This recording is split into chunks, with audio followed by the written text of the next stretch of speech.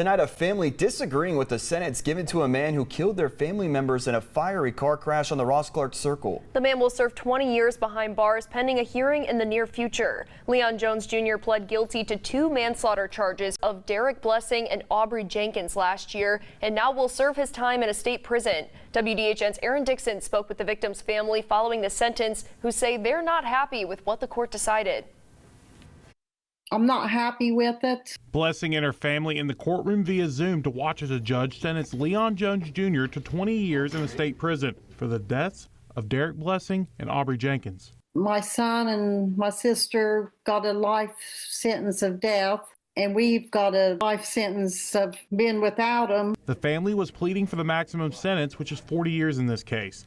Jones Jr. left the Dothan bar Uncle Bob's with a friend, and sometime between there and when the crash happened, he took the wheel, where police say he was driving 128 miles per hour and crashed into Blessing's car, where it then overturned and caught fire. We didn't even get to have a viewing for them.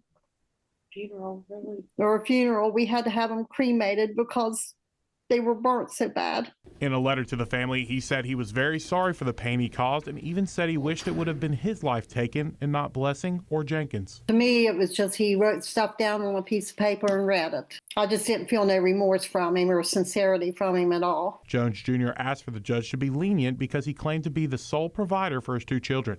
He used his kids as a defense, but he wasn't thinking of his kids 2 years ago when he was out drinking and driving. He also claimed he struggled with his mental health and was hospitalized after an alleged attempt to take his own life because of the crash and his time served in the Army. When you're a veteran, you go out and drink. When you're 42 years old and drive, that takes away your goodness of being a veteran, I think. A split sentencing hearing will be held for Jones Jr. soon, where a judge will decide whether he will serve his whole sentence in a state prison or if he will get out of prison after 5 years and serve the remainder of his sentence from home. In Dothan, Aaron Dixon, WDHN News for the Wiregrass.